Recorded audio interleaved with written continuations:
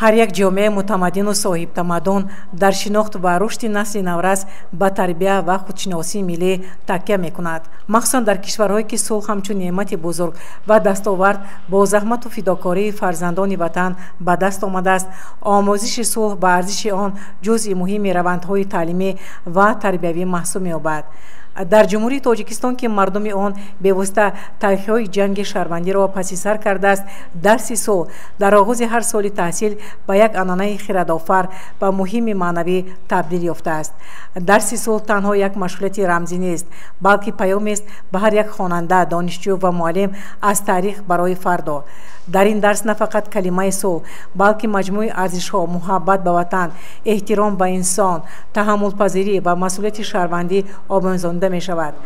дарси сулҳ фурсатест ки дар он омӯзгор ва шогирд на танҳо дар бораи сулҳу оромӣ сухан мегӯяд, балки сулҳро ҳамчун ормон, мақсад ва рисолати наслҳо мешиносад. аҳамияти тарбиявии дарси сулҳ бениҳоят бузург аст, зеро маҳз тавассути он дар қалби шогирд эҳсоси қадршиносӣ аз ҳаёти орому осуда ва ҳисси пос доштани он бедор мешавад.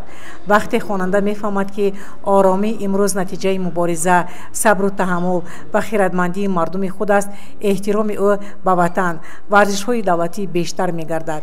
ӯ мефаҳмад ки сулҳ на худ ба худ меояд ва на танҳо ба имзо, балки бо нияти пок, бо гуфтугӯ ва бо эҳтироми мутақобил пойдор мемонад. дар шароити имрӯза ки ҷаҳони пуртазод дар гирдоби низоъҳо ва нооромӣ қарор дорад, шукргузорӣ аз сулҳ бояд як мафкураи пойдор бошад. ин мафкураро танҳо метавон тавассути омӯзиш ва дарсҳои тарбиявии мунтазам, хусусан бо роҳандозии чунин тадбирҳо ба монанди дарси сулҳ таҳким бахшид. дар мактаб, коллеҷ ва донишгоҳҳо омӯзиши сулҳ бояд як равиши муассир ва пайваста бошад, на як маросими якрӯза. зеро насли наврас бояд сулҳро танҳо ҳамчун калима, балки ҳамчун тарзи зиндагӣ ва як масъулияти фардӣ дарк кунад.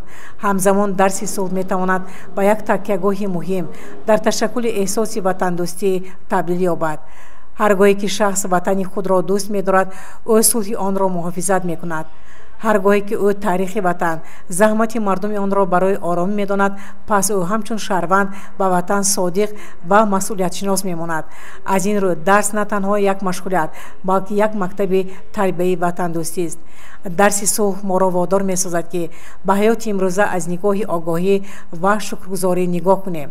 ба насли наврас имконият медиҳад ки бо ҳушёрӣ ва диди васеъ ба оянда назар андозад ва дар замири худ посихи муҳимро биҷояд: чӣ гуна ман метавонам саҳмгузори сулҳи ватанам бошам.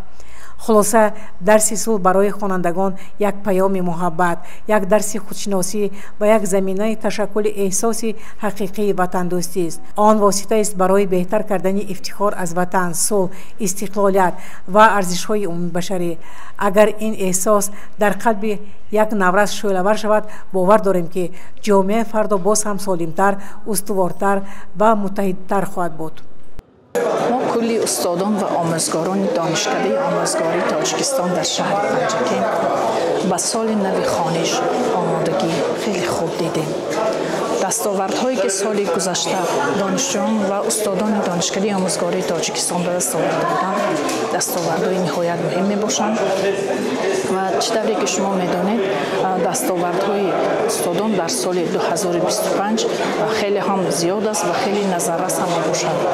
мо устодон ва донишҷӯёни донишкадаи омӯзгории Тоҷикистон дар шаҳри Панҷакент бо сарварии профессор Муаззамхон Ансорӣ тибқи дастуру супоришҳои асосгузори сулҳу ваҳдати миллӣ, пешвои миллат, президенти ҷумҳурии Тоҷикистон муҳтарам Эмомалӣ Раҳмон кор ва фаъолият хоҳем кард. бояд қайд намоем ки дастовардҳои ҳам илмӣ ва ҳам варзишии донишкадаи омӯзгории Тоҷикистон дар шаҳри Панҷакент хеле зиёд мебошад ва чӣ тавре ки шумо медонед, ҳар сол дар донишкада 3 маҷаллаи илмӣ амал менамояд: тафаккури таърих, анвори илм ва паёми донишкада, ки дар он мақолаҳои илмии устодони донишкада ва олимони ватаниву хориҷӣ дарҷ мегардад. имсол олимони донишкада тасмим гирифтанд ки қисми дуюми китоби рӯдакӣ рафт монд ҳикмати ӯ ки зиёда аз 600 саҳифа иборат аст ва 54 мақолаи илмии олимони ватанӣ ва хориҷӣ дар он дарж гардидааст омодаи чоп аст ва китоби дуюми пешвои муаззами миллат ва иҳёи фарҳанги миллӣ низ дар арафаи чоп аст.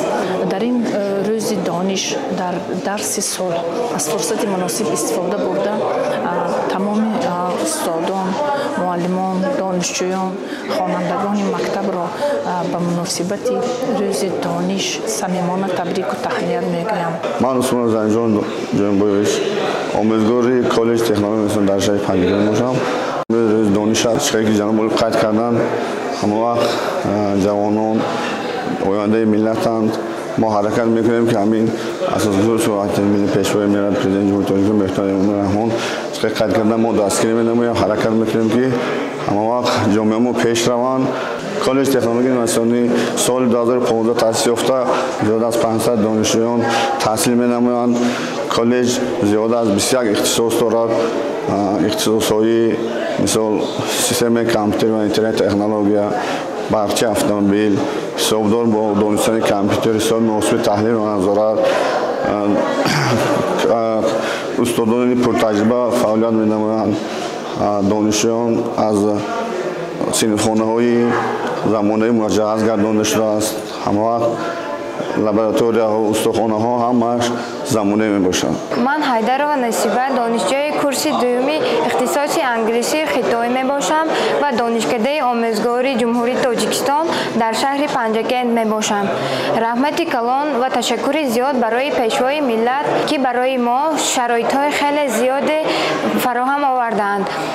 ман мехоҳам ки дар оянда тарҷумони англисӣ ва хитоӣ бошам ва кӯшиш мекунам ки бисёр таваҷҷӯҳи худамро барои омӯхтани илму англисию хитоӣ монам.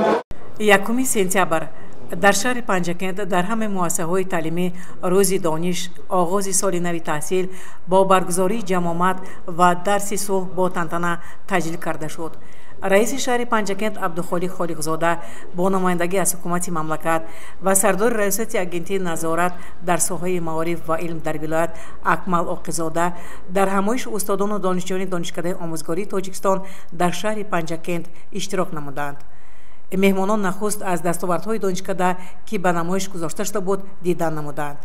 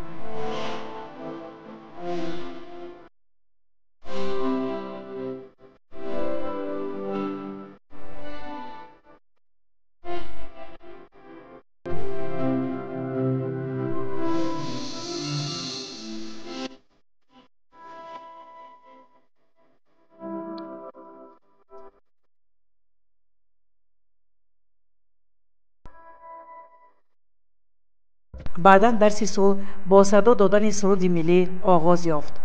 ректори донишгоҳ муаззамхон ансорӣ меҳмононро хайра мақдам гуфт. оқилзода акмал сардори агентии назорат дар соҳаи маориф вилоят табрикоти раиси вилояти суғд раҷаб аҳмадзодаро ба муносибати рӯзи дониш ба кулли маорифчиён расонид. рӯзи дониш дарси сулҳ бо оғози соли нави таҳсил дар остонаи ҷашни бузурги миллӣ 34-умин солгарди истиқлолияти давлатии ҷумҳурии тоҷикистон фаро мерасад. ин рӯйдоди таҳқиқсоз барои ҳар як тоҷикистонӣ рамзи ифтихору саодат буда дар таҳкими худшиносии худогоҳӣ ва рушди ҷомеаи навини тоҷик нақши муҳим дорад. ба ин муносибат собиқадорони соҳа, устодону омӯзгорон, донишҷӯён, хонандагонро табрику таҳният мекунам. соли нави таҳсил барои ҳар яки мо оғози марҳилаи тозаи андӯҳини дониш, рушди камол ва таҳкими нерӯи зеҳнӣ мебошад. дар солҳои истиқлолият таваҷҷӯҳи давлат ва ҳукумати кишвар ба хусус асосгузори сулҳу ваҳдати миллӣ, пешвои миллат, президенти ҷумҳурии тоҷикистон муҳтарам Имомалӣ Раҳмон ба соҳаи маориф бештар гашта дар сиёсати давлатдории хеш маорифро ба бахши муҳимтарин сифати афзалиятноки сиёсати давлатии ҷумҳурии тоҷикистон, пояи асосии пешрафти ҷомеа ва кафолати рушди устувори давлат ба ҳисоб оварданд. пешвои муаззами миллат муҳтарам Имомалӣ Раҳмон дар яке аз суханронҳои худ таъкид намуданд: мактаб макони муқаддасе мебошад ки фарзандони мо дар муҳими он соҳиби саводу маърифат ва илму дониш мегарданд. мероси гаронбаҳои таърихи фарҳанги халқамонро аз худ мекунанд. сабқи ватандӯстию оинии ватандорӣ мегиранд ва ба туфайли он дар ҷомеа мақоми арзанда пайдо мекунанд.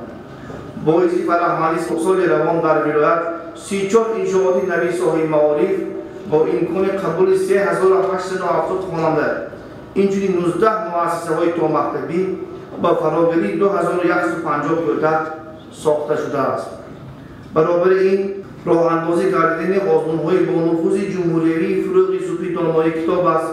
тоҷикистон вазири азизи ман, илм фурӯғи маърифат марҳилаи наверо барои густариши фаъолияти наврасону ҷавонон ва устодону омӯзгорони онҳо боз намуд.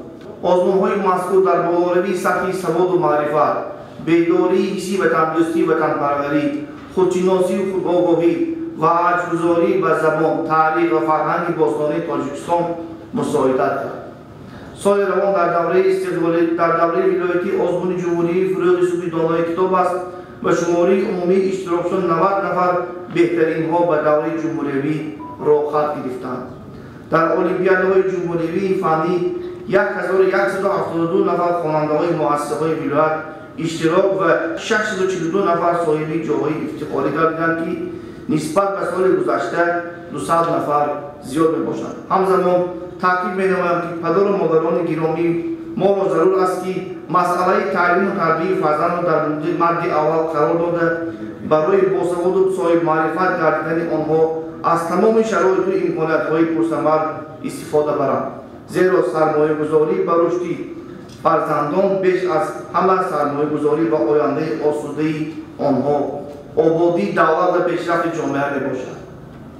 бори дигар ҳамаи шумоёнро ба муносибати оғози соли нави таҳсил самимона табрик гуфта, барои кулли толибилмону устодон сиҳатию саломатӣ, сарбаландию саодатмандӣ ва дар ҷодаи омӯзиши илму дониш барори комёбиҳо, фатҳу нусрат ва ояндаи неку дурахшонро таманно дорам.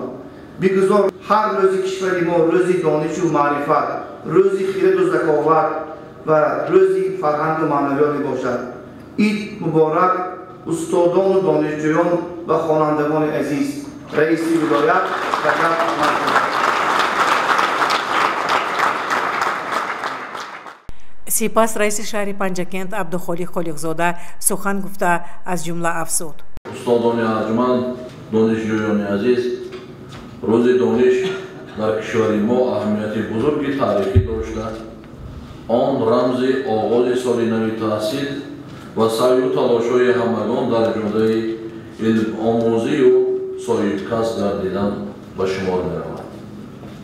маҳз با واسطه به دست آوردن دانش‌های علمی نیاگان بزرگ ما اسرار کائنات را کشف نموده راه‌های حل مشکلات مرکب را دریافتند و در ساحه‌های گوناگون و کامیابی‌های نظررس نایل گردیدند که امروز ما وارثان آنها این دستاوردها را در دوران استقلال رشد و تکامل می‌دهیم. از روزهای اول استقلال دولتی صرف نظر از نابرابری وضع نامساعد اقتصادی و اجتماعی در کشور با کوشش‌های فرزانه ملت تاجیک اساسگزار صلح و وحدت ملی پیشوای ملت پرزیدنت جمهوری تاجیکستان جناب عالی محترم امامعلی رحمان برای رشد ثمره‌بخش ساحه معارف و علم در مؤسسات تعلیمی و علمی تمام چاره‌های ضروری اندیشیده شد. حکومت جمهوری تاجیکستان از روزهای اول صاحب استقلالی به نیروهای عقلانی مردم کشور توجه خاصه ظاهر نموده در حل مسئله‌های مهم حیات سیاسی و اقتصادی و اجتماعی خلاصه‌های علمی دانش و ملکه و درخواست و پیشنهادات آنها را مورد استفاده قرار داده است. حاضرین گرامی، در سخنرانی پرمحتوای پیشوای معظم ملت جناب عالی محترم امامعلی رحمان و مناسبت روز دانش و آغاز سال نو تحصیل در دانشگاه بین‌المللی سیاحی و صاحبکاری تاجیکستان که روز 3 آگوست در همه مؤسسه‌های تعلیمی شهر آن را دست جمعانه تماشا نمودند، با تأکید آنکه محض دانش عامل اساسی رشد استوار و پیشرفت اقتصادی و اجتماعی هر یک دولت اینچنین سرچشمه موفقیت و زندگی آسوده هر یک انسان می باشد تأکید کردن محترم پیشوای معظم ملت. وظیفه ها در ساحه معارف از تحصیلات تا مکتبی سر کرده تا تحصیلات عالی مشخص بیان شده برای حل آنها همه نیازهای مربوطه دولتی و جمعیتی موظف کرده شدند. راهبریت و مأموریت شعبه معارف شهر همه مؤسسات تعلیمی میانه کسبی دانشکده شماران ضرور است که در زمینه این سخنرانی نقشه چاره‌بینی‌ها تهیه کرده برای اجرای آن در سال نو تحصیل تدبیراندیشی قطعی نماید. محترم استادان و دانشجویان، اگر عصر 10 زمان دولت سامانیان دوره طلایی ترقیات علم، ادبیات و فرهنگ یادآوری شود، مرحله صاحب اختیاری جمهوری تاجیکستان در زمینه شرایط و امکانات نوین دوره صفتا نوی رشد و نموی معارف، علم و فرهنگ ملت صاحب تمدن تاجیک می باشد.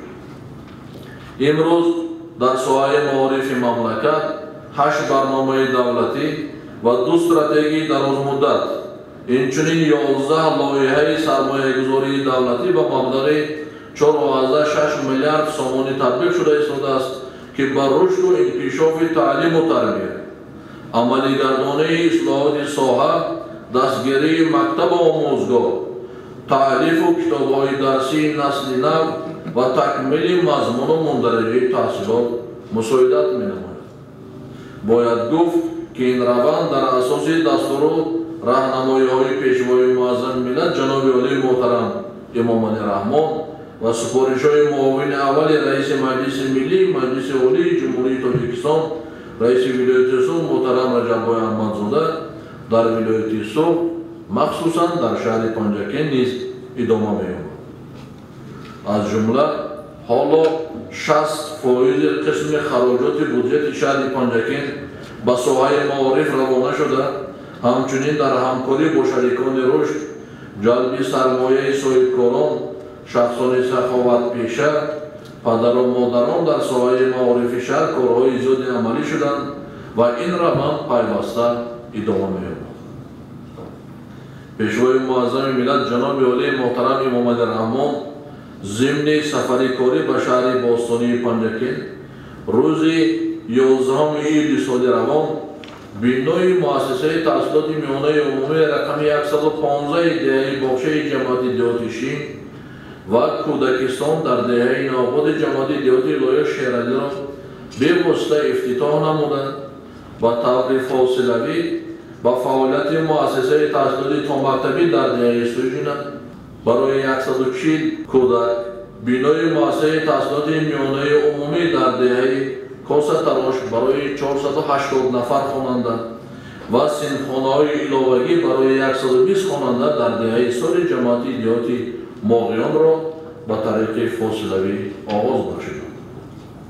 در مجموع در شهر پنجکین با سرمایه‌گذاری از منبع‌های گوناگون دوام 34 سال صاحب استقلالی تاجیکستان طور در سخنرانی پیشوای معظم ملت جناب عالی محترم امام علی رحمان در ملاقات با فعالان شهر نیز ذکر شد 81 انشاءاتی ساحه معارف از جمله مؤسسه‌های تحصیلات عمومی و تا مکتبی به استفاده داده حالا کارهای ساختمانی باز 9 بینای مؤسسه تعلیمی برای 3000 خواننده 10 مؤسسه تا مکتبی و 70 سینخانه الهی در نزد 15 مؤسسه‌های تعلیمی برای 2350 خواننده و در نزد 7 مؤسسه تعلیمی با سهمگذاری صاحبکاران و والدان بنیاد میدانچه‌های ورزشی با مرام ادامه دارد.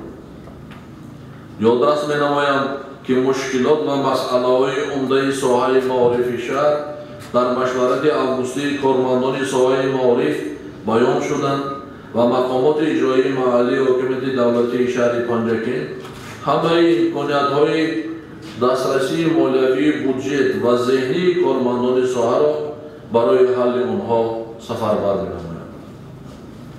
خاطر نشان باید نمود که مهمترین نیاز تحصیلات و تعلیم و تربیت در شرایط معاصر حضور آموزگار دارای کسبیت عالی، تجربه و قابلیت کاری جوابگو و زمان معاصر برای ما عاملی از همه مهم به شمار می‌رود. با استفاده از این فرصت می‌خواهم با آموزگاران فداکار که برای روح بلندی و تربیت جوانان ما صادقانه و صافدلانه محنت می‌کنند اعتراف و اظهار سپاس حکومت جمهوری تاجیکستان را رسانم.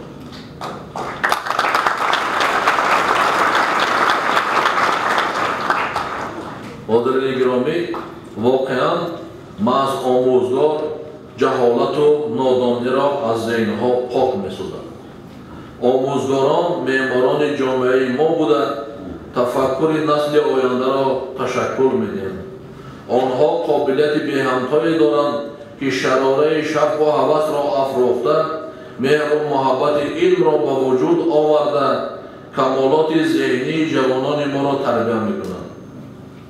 آنها با صداقتمندی به اندازه دانشجویان را برای دانش هدایت نموده، ارزش‌ها را تلقین می‌کنند و خصلت انسان‌ها را تشکل می‌دهند. شوق و فداکاری آنها شعله دانش را در میان جامعه فروزان نموده، تفکر عالمان، متخصصان و در مجموع نسل‌های آینده ملت را تشکل می‌دهند.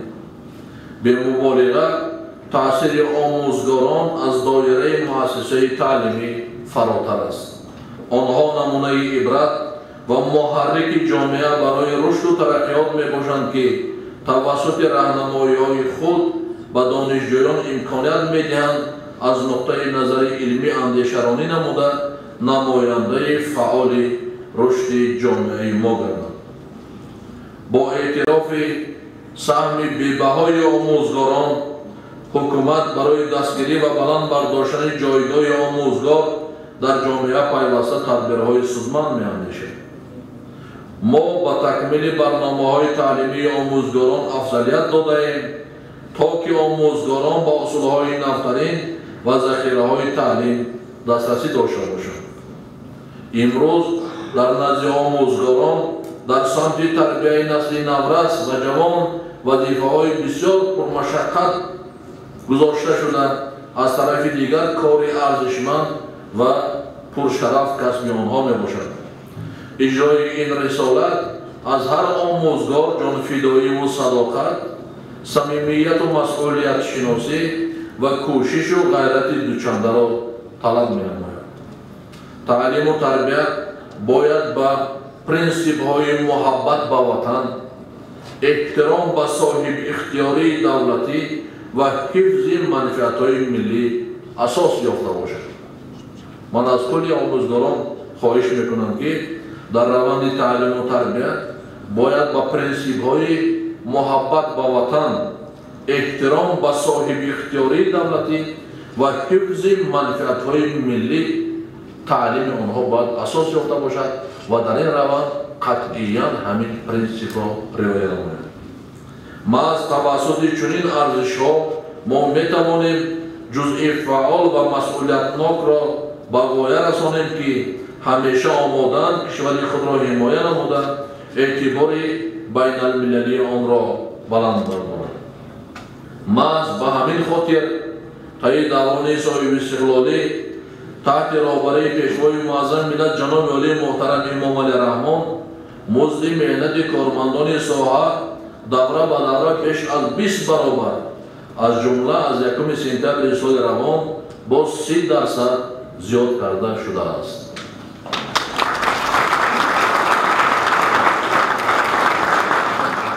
зина ба зина рушд намудан ва пойдевори ояндаро аз имрӯз гузоштан ин амри замон ва тақозои асли нав аст. зеро ҷомеаи ҷаҳонӣ ва кишварҳои мутамаддини олам дар асри инқилоби илму техника бо суръати кайҳонӣ пеш мераванд. дар ин замина миллати соҳибтамаддуни тоҷик низ бояд ба мафҳумҳои сиёсиву ҳуқуқии ҷаҳони муосир, ба донишҳои замонавӣ ва ба фанновариҳои рӯзафзун дастёб гарданд. ноил гардидан ба донишҳои муосир бояд ба ҳуввияти фарҳангӣ ва ба вижагиҳои таърихии ҳаёти маънавии миллат осеб нарасонад. фурсати он фаро расидааст ки насли наврас ва ҷавонро ба дастовардҳои беназири замони истиқлол шинос кунем ва фарҳанги пурғановати миллиро таблиғ намоем ва таъкид кунем ки илм ва фарҳанги миллати тоҷик дар тӯли таърих ҳамеша рисолати раҳнамоиро дошт. дар ин лаҳзаҳои фараҳбахш ба шумо омӯзгорони азиз чун шахсиятҳои содиқ ба ормонҳои давлату миллат ва ба кулли таълимгирандагони донишкадаи омӯзгории Тоҷикистон дар шаҳри Панҷакент ки ҳамсол ва зодаи даврони истиқлол ва яке аз нахустин мактабҳои олии ғайридавлатӣ дар мамлакат аст, муваффақияту барори кор орзу намуда итминон дорем ки дар оянда низ бо масъулияти баланди шаҳрвандӣ дар роҳи рушди илму маориф қадамҳои устувор гузошта нерӯи худро ба пешрафти боз ҳам бештар рушду нумои давлатдорӣ равон месозем.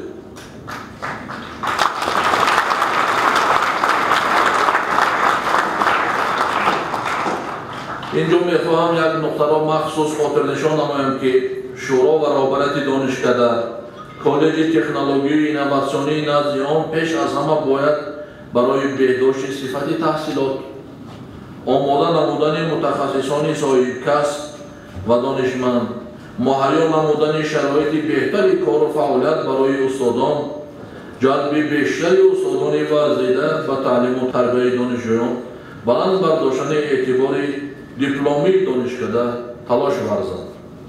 дар назар бояд дошт ки 2538 нафар ки ҳоло дар донишкада таҳсил менамоянд, аз ҷумла 584 нафар ки соли равон аз тариқи маркази миллии тестӣ ва барои гирифтани таҳсилоти дуюм баъди коллеҷҳо дохил шудаанд, фардо ба таълиму тарбия дар муассисаҳои таҳсилоти миёнаи умумӣ машғул мешаванд ва нақши омӯзгори босавод дар ин раванд хело муҳим аст. ҳозирони гиромӣ, устодони арҷманд, донишҷӯёни гиромӣ, бо ҳамин ниятҳо бори дигар ҳамаи шумо устодони омӯзгорони гиромӣ, падару модарони муҳтарам ва донишҷӯёнро бо ҷашни муқаддаси 34-солагии истиқлоли давлатӣ, рӯзи дониш, дарси сулҳ самимона табрик намуда бароятон тансиҳатӣ, умри бобаракат, ҳисси баланди милливу ватандӯстӣ орзу мандам. бигзор дар кишвари мо хуршеди илму дониш ва сулҳу амонӣ ҷовидон равшон бошад روز دانش مبارک همگران عزیز. дар фарҷоми ҷамомат ба як гурӯҳ устодони донишкада нишони аълочии маориф ва илми тоҷикистон инчунин ифтихорномаи сипоснома тақдим карда шуд.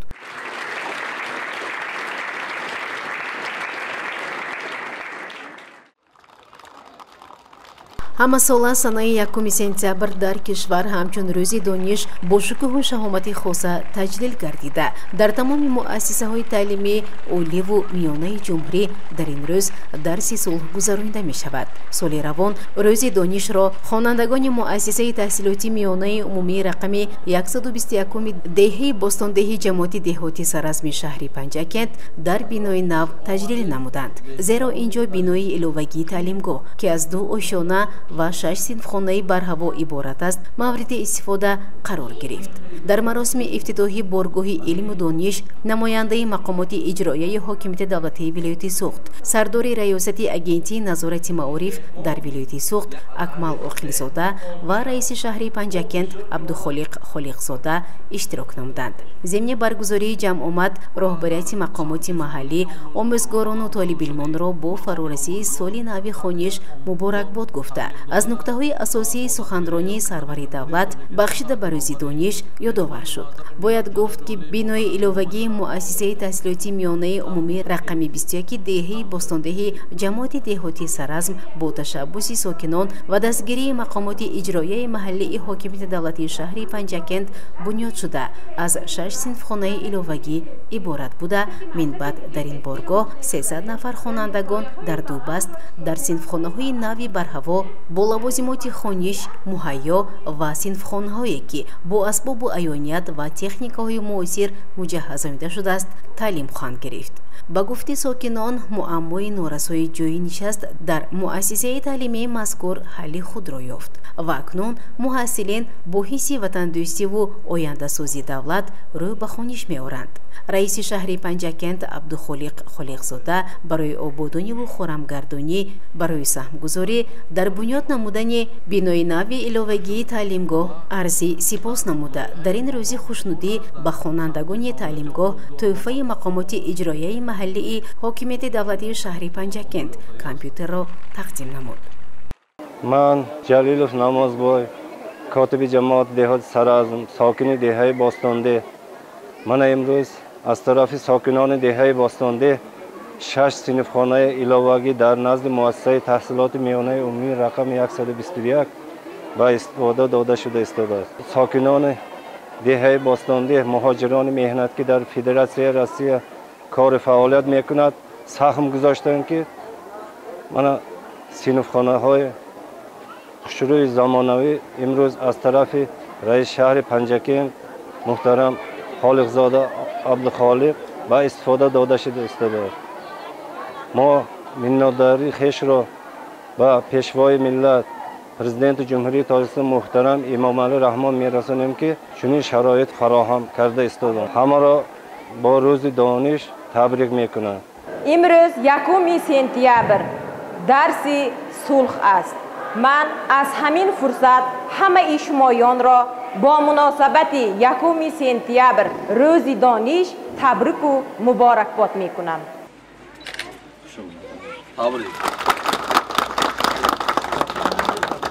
мегӯянд рушди ҷомеа ва ояндаи кишвар аз рушди соҳаи маориф вобастагии калон дорад.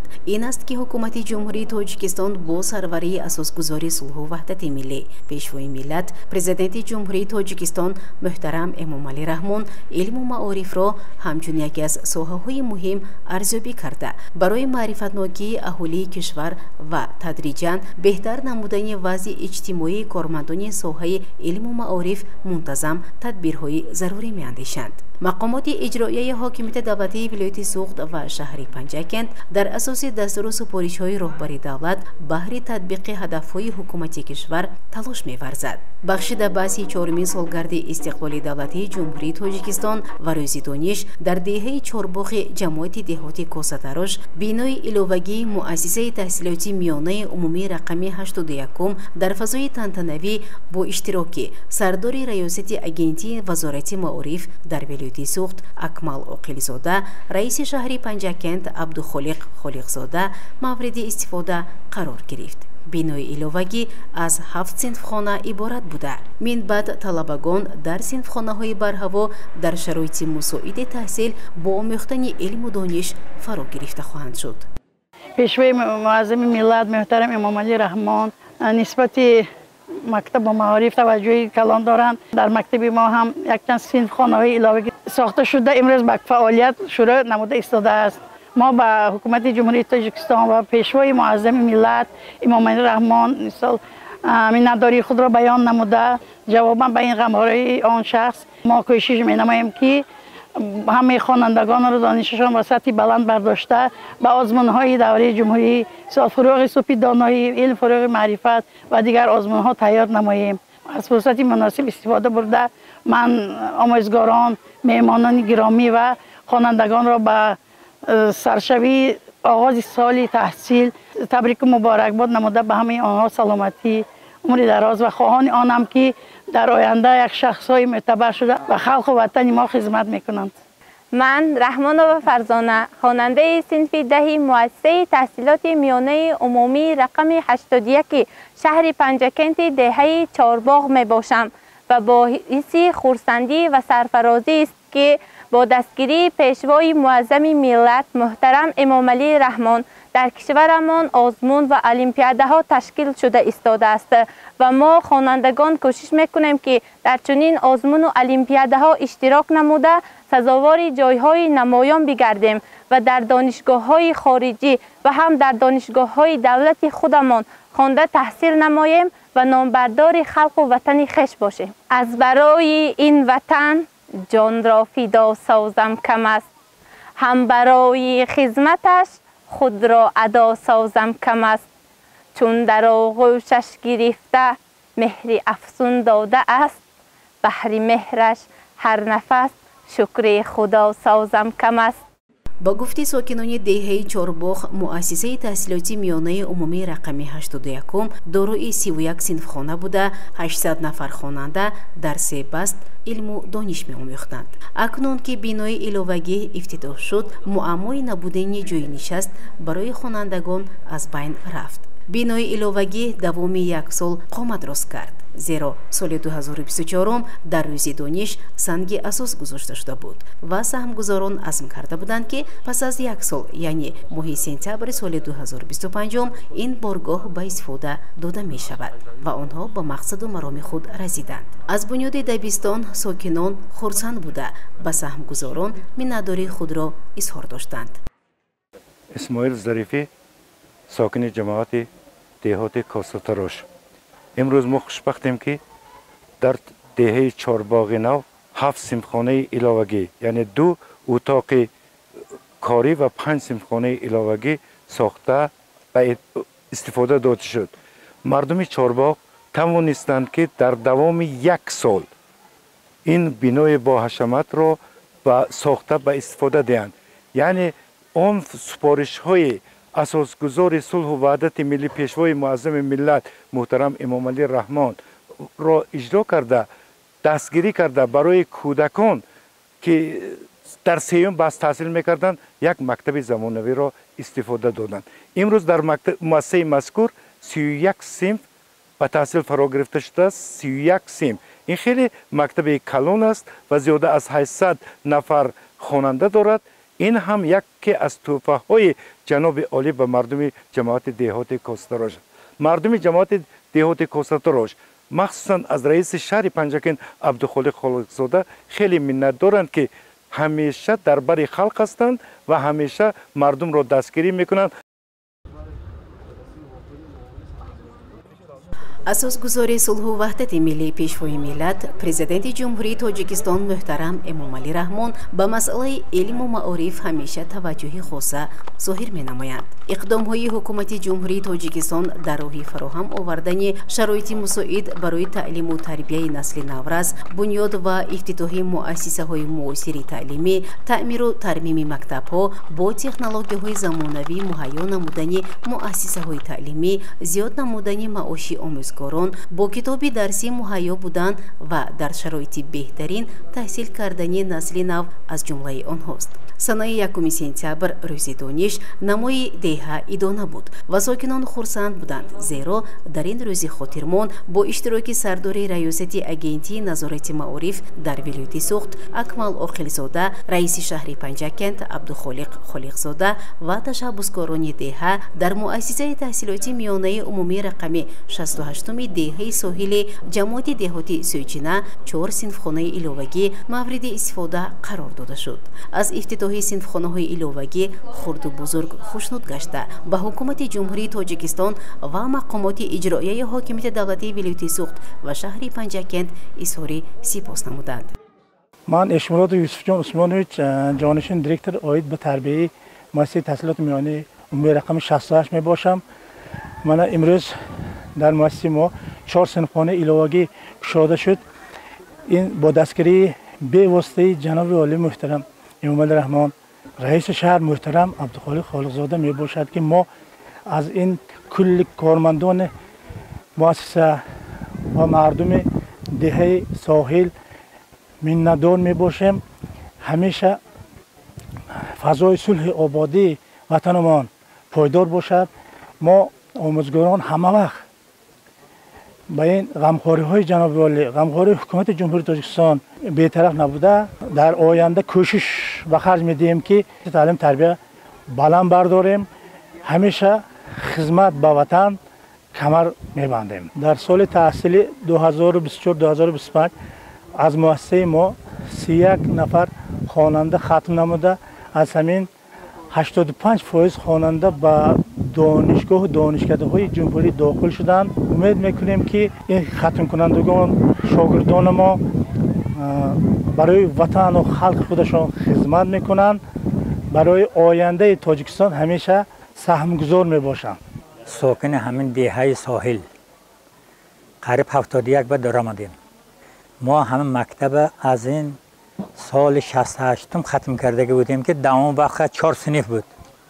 از شکرانه خدا که از شکرانه استقلالیت، شکرانه وطن، شکرانه رهبر دولت میکنیم که من همین روزا به خدا رسانده است. برای همین با امیدواریم که وطن تنج باشد، از این هم زیاد آباده می شود و فراوان زندگانی میکند. برای همین از نام خلق منتداری خود را با پرزیدنت جناب عالی، رهبریت ولایت، رهبریت ناحیه، رهبریت جماعت میرسانیم. عمر دراز بینن، کار شما موفقیت همیشه صحت سلامت باشن. با گفته پیرانی دیها سالهای قبلی در دبستان نورساگی جای نشست برای خوانندگان به نظر می رسید. اکنون با مبلغ گذاری ساکنان و سخاوتمندان و مساعدت مقامات اجرایی محلی حاکمیت دولتی شهر پنجکند این معما حل خود را یافته. من بعد 200 نفر خوانندگان در 2 بست در شرایط خوب تحصیل علم خواهند گرفت. ما خوانندگان منتدار خود را به جناب عالی رئیس ولایت، رئیس شهر میرسانیم که دائما با مکتب و معارف دقت مخصوص میدهند. جوابا با غمخواری ایشان کوشش میکنیم که با بهای خوب و اعلی تحصیل کرده آینده به دانشگاه داخل شده متخصص ورزیده شهر و ولایت و جمهوری شویم.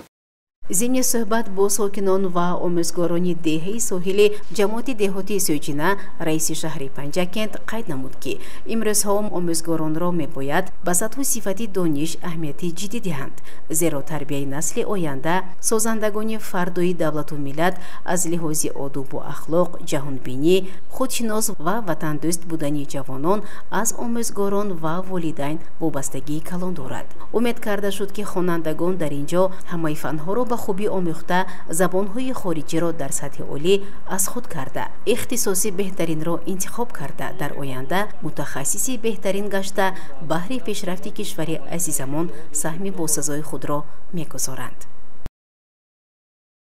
ҳамасола 1 сентябр дар кишвар ҳамчун рӯзи дониш бо шукӯҳу шаҳомати хоса таҷлил гардида дар тамоми муассисаҳои таълимии оливу миёнаи ҷумҳурӣ дар ин рӯз дарси сулҳ гузаронида мешавад.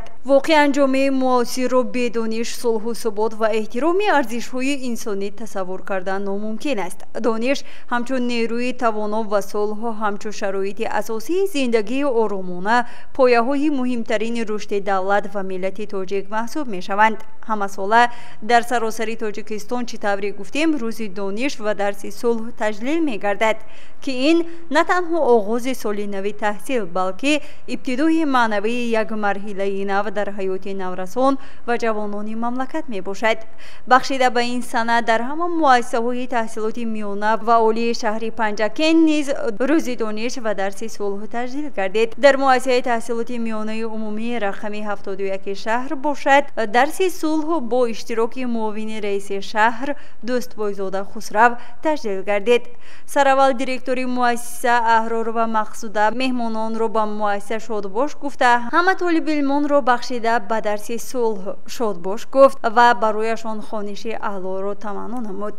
муовини раиси шаҳри Панҷакент Дӯстбойзода Хусрав паёми шодбошии раиси шаҳр Абдухолиқ Холиқзодаро ба саҳми ҳозирин расонида қайд намуд ки дониш инсонро аз ҷаҳолат, нодонӣ ва зулмат раҳоӣ бахшида ӯро ба самти шуур, ахлоқ, зиндагӣ ва тараққиёт раҳнамоӣ мекунад. шахсе ки соҳибдониш аст, ба худ эътимод дорад, воқеиятро дуруст дарк мекунад, метавонад барои беҳтар намудани муҳити худ ва ҷомеа саҳм гузорад.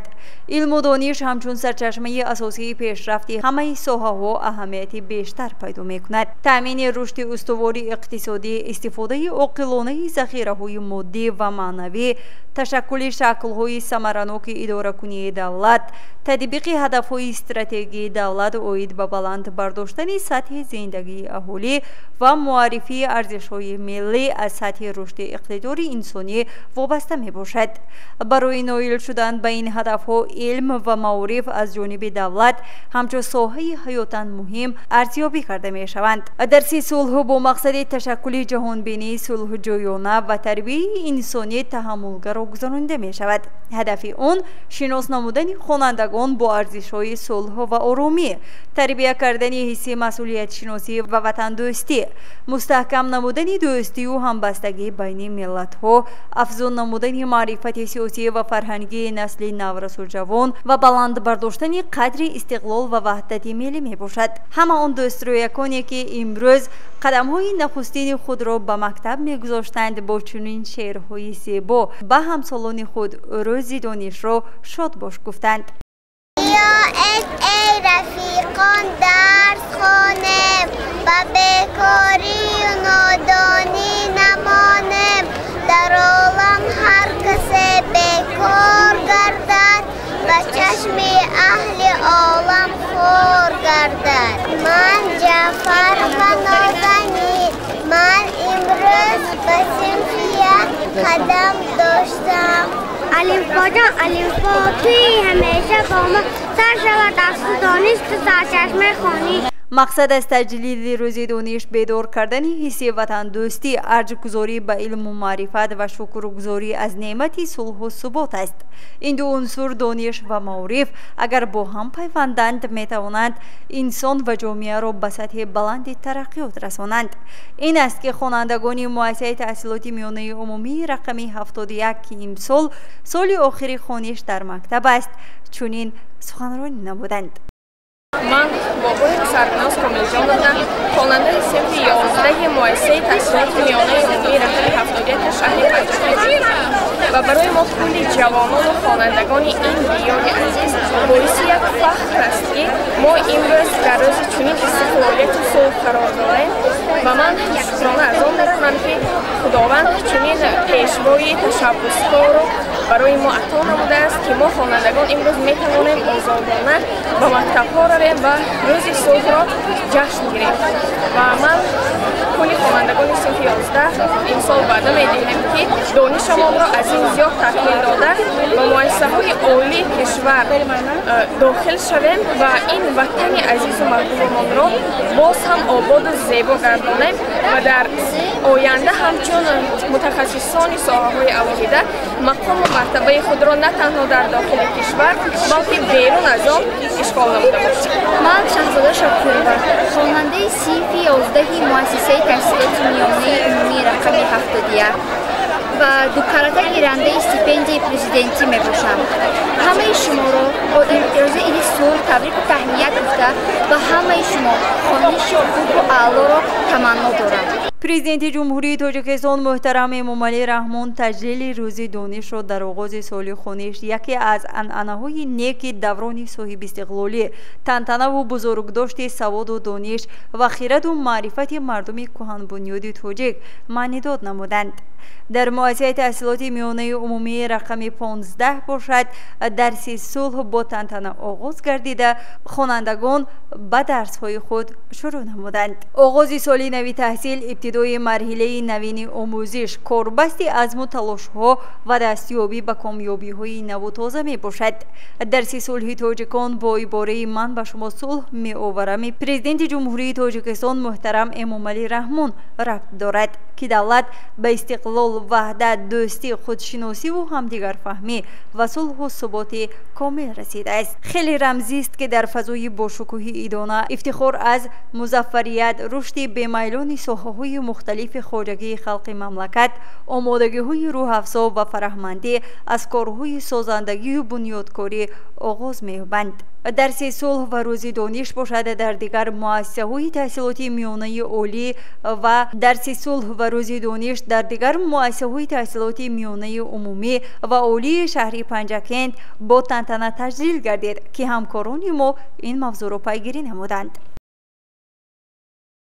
муассисаи таҳсилоти миёнаи умумии рақами 1 шаҳри Панҷакент яке аз муассисаҳои калонтарин ба ҳисоб меравад ки дар он 2450 нафар хонандагон фарогири таълиму тарбия буда ба онҳо 100 нафар омӯзгорон дарс мегӯянд. дар рӯзи дониш дар саҳни муассиса ҷамъомади тантанавӣ баргузор гардид ки дар он намояндаи мақомоти иҷроии маҳаллии ҳокимияти давлатии шаҳри Панҷакент, мудири шуъбаи кор бо занон ва оила, ҳамзира замонӣ матни табрикотии раиси шаҳри Панҷакент, узви маҷлиси миллӣ маҷлиси олии ҷумҳурии Тоҷикистон Абдухолиқ Холиқзодаро ба саҳми ҳозирин расонед. омӯзгорон ва хонандагони азиз, ҳозирини муҳтарам, ҳоло ман ба саҳми шумо шодбошии раиси шаҳри Панҷакент муҳтарам Абдухолиқ Холиқзодаро ба муносибати оғози рӯзи таҳсил ва рӯзи дониш мерасонам. омӯзгорон ва хонандагони азиз, имрӯз соли нави таҳсил ва рӯзи дониш бо дарси сулҳ дар ҳама муассисаҳои таълимии мамлакат оғоз мешавад ва ҳазорон нафар толибилмон бо умеду орзу паси мизи дарсӣ менишинанд ва аз шумо устодон ва омӯзгорони арҷманд дарси ҳаёт, худшиносиву ватандӯстӣ аз бар менамоянд. ин рӯз ва 34-умин солгарди истиқлоли ватани азизамонро ки дар остонааш қарор дорем, бо камоли самимият аз номи мақомоти иҷроияи маҳаллии ҳокимияти давлатии шаҳр ба шумо омӯзгорони арҷманд, хонандагон ва волидони муҳтарам муборакбад менамоям ва бароятон рӯзгори обод ва дар таълиму тарбияи насли наврас аз бар намудани донишҳои замонавӣ барору комёбӣ орзу мекунам. сарвари муассиса Саломат Расулова дар суҳбат бо мо қайд кард ки дастовардҳо дар соли хониши 2024-2025 хело назаррас буда муассиса пурра аз таъмир бароварда шуд. инчунин ба зимистонгузаронӣ пурра омода аст. пешвои муаззами миллат муҳтарам эмомалӣ раҳмон дар паёми худ барои дастгирӣ намудани омӯзгорон ва зиёд намудани маоши онҳо бисёр дастгириҳои зиёд намуда истоданд. мана дар паёми навбатии худ аз моҳи сентябри соли ҷорӣ аллакай маоши омӯзгорон 30% зиёд карда мешавад ки ин ғамхорӣ нисбат ба омӯзгорон мебошад. خیلی که در تمام قلمرو جمهوری تاجیکستان امروز 1 سپتامبر روز دانش درس اول درس صلح آغاز می شود. من از نام خودم و از نام کلی مردم شرفمند تاجیکستان تمام آموزگاران تاجیکستانی صاحب استقلال را با این جشن مبارک تبریک و تهنیت گفته و آنها پیش از همه صحت سلامتی و در کارهای پداگوگیشان موفقیت ها آرزو می نمایم و خیلی که امروز قدم های نخستین خود را خوانندگان صنف 1 به آستانه علم و معرفت می گذارند و آنها همین را گفتنیم که باید که آنها در دانش اندازی سهمگذار باشند و مؤسسه خود را دوست دارند و به خلق و وطن خود خدمت نمایند. سال گذشته در مؤسسه تعلیمی ما بسیار کارهای نظررس به انجام رسانیده شد. در آن بسیار خوانندگان مؤسسه تعلیمی در المپیاد آزمون‌ها اشتراک نموده سزاوار جایهای نمایان شدند که این البته با زحمت و کوشش‌های تمام آموزگاران میباشد. من و خوانندگان همین را گفتنی هستم که سال خوانش نو سال 2025 و 2026 که امروز آغاز می شود، خوانندگان باید که با خوانش خوب و اعلی و انتظام نمونوی جانبست نمایند و در آزمون و المپیاده هایی که از طرف راهبر دولت که بسیار آزمون ها را آن کس به اقدام گرفتند و مانند آزمون فروغ سپیدانوی کتاب است، تاجیکستان وطن عزیز من، این فروغ معرفت و مانند اینها خوانندگان اشتراک نموده آبروی پنجکент باستانی را بلند بردارند.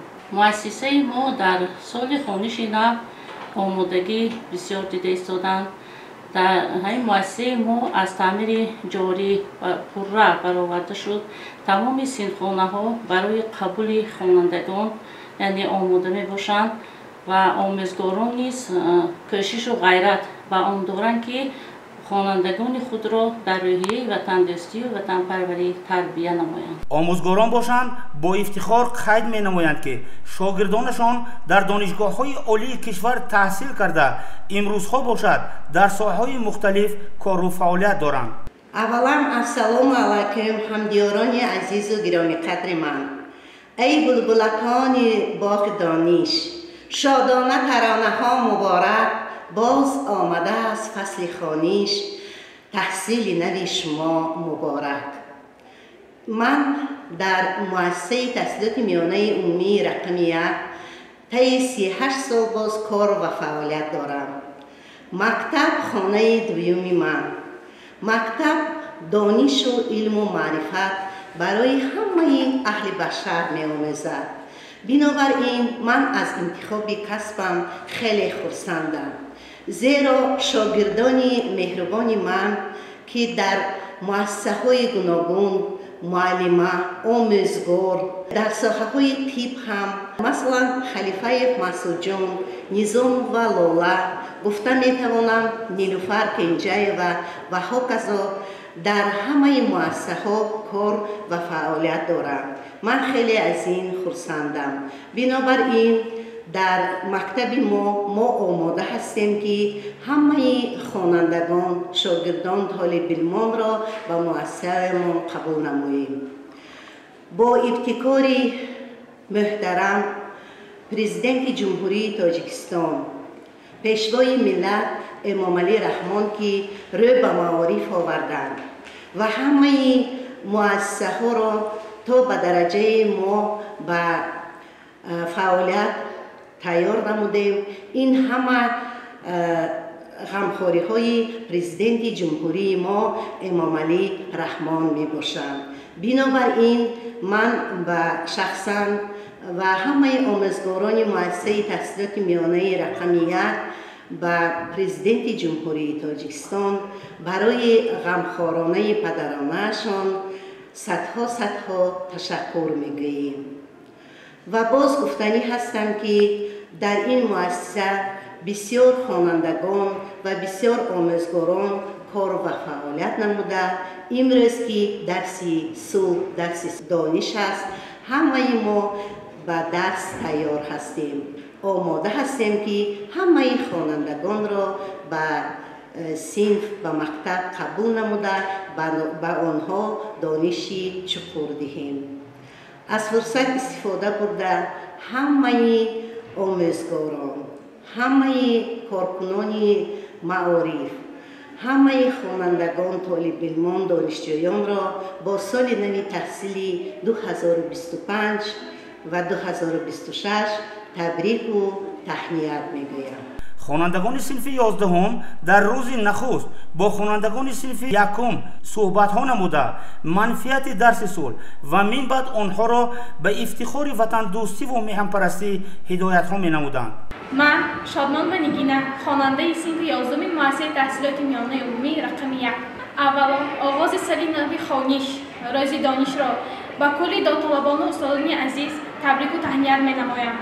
مورد ذکر است که همه ساله در این روز چون انعنه در تمام مؤسسه های تحصیلاتی جمامت ایدانه برگزار می گردد و با همین درس صلح آغاز می یابد.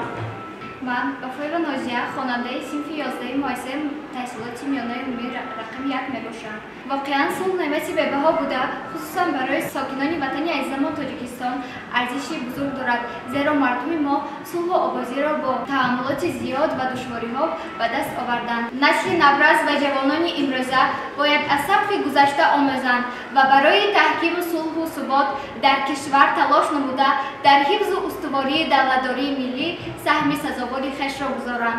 از این رو ما باید به قدر صلح و آرامی رسیم. زنگ تخوستی باشد گوارا، شادی فزاید دلهای ما را، شیرین صدایت چون ساز دیرا، بس دلنشینی بر دل و بنا. گزارش غیب‌الله محمدیوف، طلبشاه تاشید. بخشیده به روز دانش در مؤسسه تحصیلات میانه عمومی رقم 29 شهر پنجکن جماعت تنتنوی برگزار گردید. جماعت را سرور مؤسسه گلبهار عنایت و حسن افتتاح بخشیده تبریکات رئیس شهر پنجکن عبدالخالق خالقزاده را به سهم حاضرین رسانید. سپس اوید به دستاوردهای مؤسسه در سالهای خوانشی 2024 2025 یادآوری نموده قید کرد که جواب به غمخوری‌های پیشوای معظم ملت خوانندگان مؤسسه در آزمون المپیادها شرکت نموده جایهای نمایان را اشغال می‌نمایند. از آموزگاران عزیز احترامانه خواهش می‌کنم که در دهم سال تحصیل برای چنین خوانندگان را تربیت و تعلیم دادن سهم باسزای خود را بسیارتر رسانیدتان و دستگیری کنیدتان. پدر و مادران از آن جمله که در همکاری پدر و مادران با مکتب و معارف خیلی زیج باشد چنین خوانندگان و ابروی مکتب ما زیاد بشود و دیگر همین را خاطرسان می‌نمایم که برای تمام پدر و مادران تمام خوانندگانی که برای آبادانی مکتب سهم گذاشتند می‌نداری اهل کلکتیو آموزگاران مکتب تحصیلات میانه عمومی رقم 29 را به شما می‌رسانم و از آن معارف شهر پنجکن را به شما می‌رسانم و که برای آبادی مؤسسه سهم گذاشته‌تان و دیگر همین را خواهش میکنم که همه روزه در تعلیم و تربیت فرزندان را سهم باسزای خودتان را گذارانید و همکاری پدر و مادر که در مکتب زیچ باشد خوانندگان ما نیز به این روزهای نیک میرسند و افتخار از پدر و مادر چنین فرزند میکنم که چنین فرزند را به وای رسانده است و امید کامل کنم که شما نیز دوام دهنده کار چنین فرزندان میشوید. آموزگاران و خوانندگان عزیز، با کاپی‌های زیاد خواننده صنف 4 را دیرکتور مؤسسه با مدال طلا سرفراز می‌گردانم. مرحمت باشید اسماعیل جان، خواننده صنف 4 از فن زبان انگلیسی.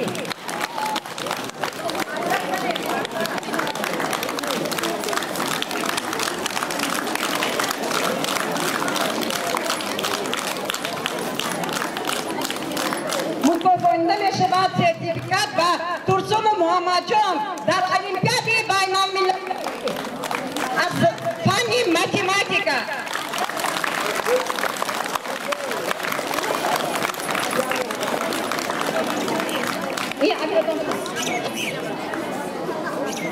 چنین می شود به خواننده صنفی 6A عزیزک مبارز. مرحمت. عزیزک مبارز مرحمت.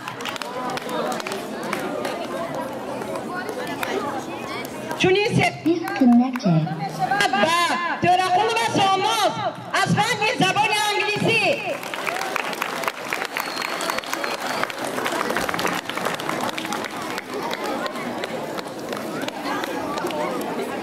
در دوام جماعت خوانندگان در وصف وطن معلم شعرها قرائت نمودند. وطن جان برای ما تن و جان، چون پدر و چون مادر مرا گرفته در بر، مکتب و کتاب دادی، دانش علم دادی، آبادیت مبارک، آزادیت مبارک. بیایید ای رفیقان درس خوانید و بیکاری نادانی نمایید، به عالم هر کسی بیکار گردد به چشم اهل عالم خوب گردد. ای وطنم جانی من، خار تو بستانی من، بیت تو جان بهار قطره بارانی من. شتابه دو شتابه زی مکتب نتابه، برای علم و فرهنگ چو ماه روشن بیتابه. چی میگویند معلم به گپ درآیه، از آن هرچی سفارش چو ماه روشن بیتابه.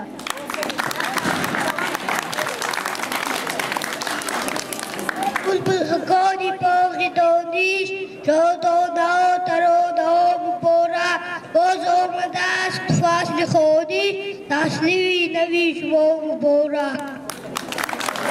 ای معلم چشمه مهر و وفا، ای معلم شهجراغی رهنما، پند تو باشد غذایی معنوی، مهر تو اندر دلی ما گشته جا.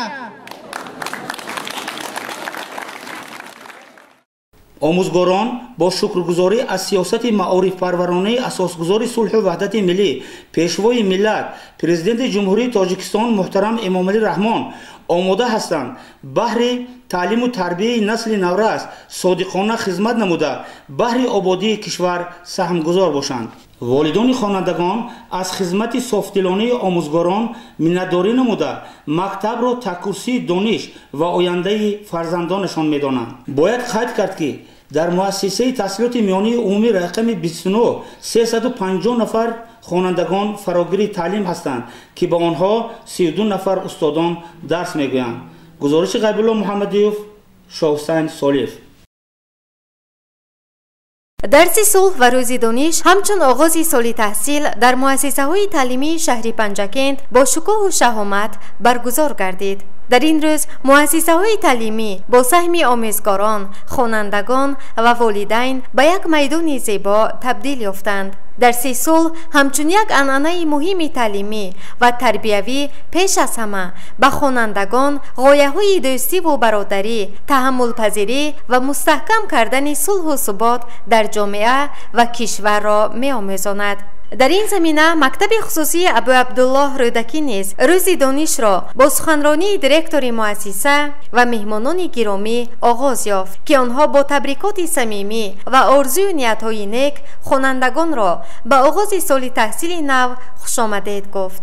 در هفته چهاربینی اینچنین خوانندگان شعرها در وصف صلح، دانش و وطن قرائت کردند که به این روز فراموش نشونده زیبایی خاصه بخشیدند. این چهاربینی ها به خوانندگان الهام میبخشند. اصلا آغاز سال نوی تحصیل که 1 سپتامبر روز دانش و درس صلح است به خوانندگان الهام میبخشد تا به کوشش زیاد تحصیل کنند که این نه تنها برای خود آنها بلکه برای رشد جامعه و کشور مهم است. باید قید نمود که در این مؤسسه خصوصی ابو عبدالله رودکی خوانندگان با اصول کمبریج و آکسفورد تعلیم به زبانهای تاجیکی، روسی و انگلیسی فرا گرفته می شوند. درس صلح و روز دانش در مؤسسه خصوصی ابو عبدالله رودکی با امید و باوری به آینده درخشان خوانندگان جمع بست گردید. گزارش دلافروز حفیظ و طلبشاه تاشف.